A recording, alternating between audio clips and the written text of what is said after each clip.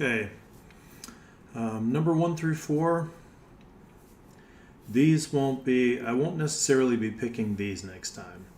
So you're going to need to know the symbols for all these different things, and I'll write them here. So position is x, change in velocity is delta v, change in time is delta t, time is t, acceleration is a, position is x. So this was confusing on here. Let me just, well, I guess I can leave that, but let me just write displacement,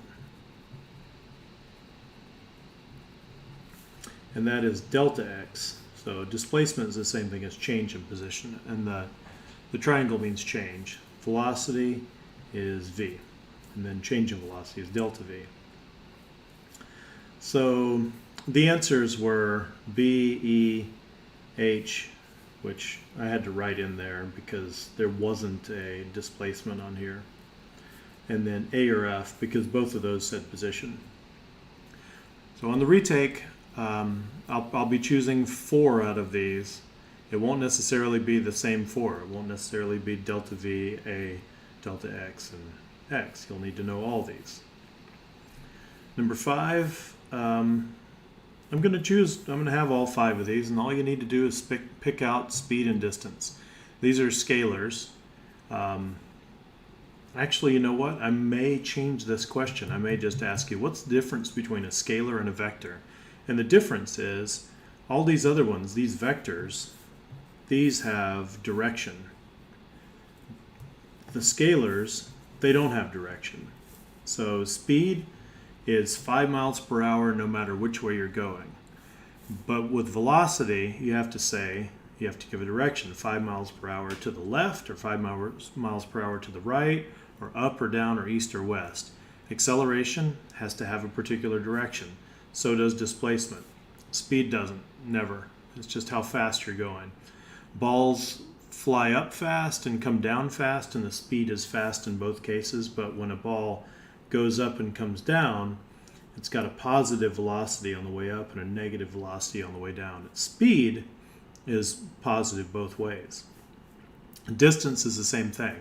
You can go to the right, you can go to the left, and your distance is always positive. But displacement, if you go to the right, is positive, but if you go to the left, is negative. And this is going, so question number 5 here may not be exactly like this. It may be something like this, and I may also ask you to tell me the difference between between a scalar and a vector. And that would be, vectors have magnitude and direction, and scalars just have magnitude. And you could use other words for that. Number 6 tests your understanding of the difference between displacement and distance and position and velocity and speed, all these things. So for on the retake, I'm going to make it very much like this. I'm just going to change these numbers here. I'm going to change those numbers and change the scenario. I mean, somebody might walk from B over here and then back, but you'll be doing this the same. So the first question is going to be, what's the change in time? You just take the final time and subtract the initial time. So 8:15 is the same.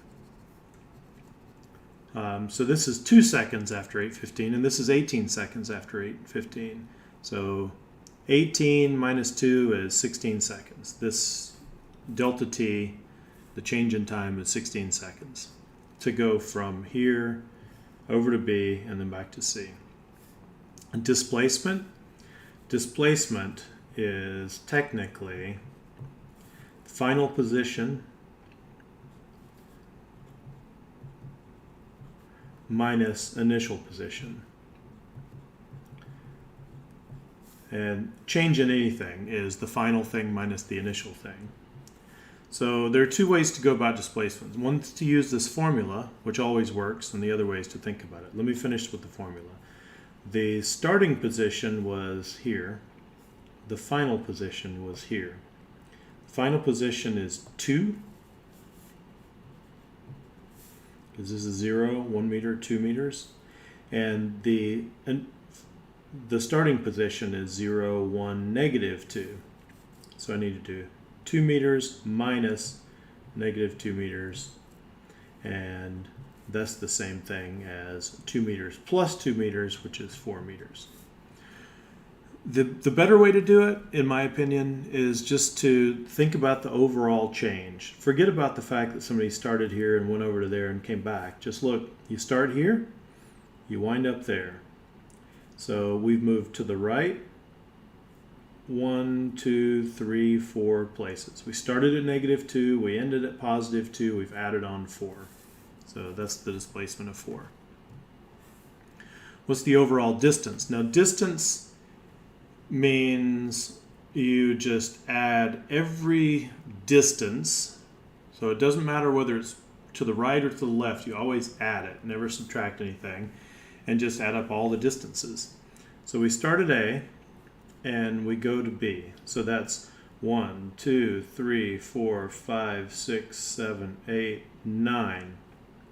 So that's 9 meters. And then from there we go back to C.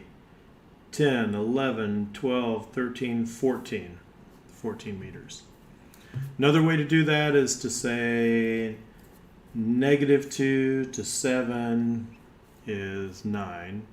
And then 7 to 2 is 5. 9 plus 5 is 14. But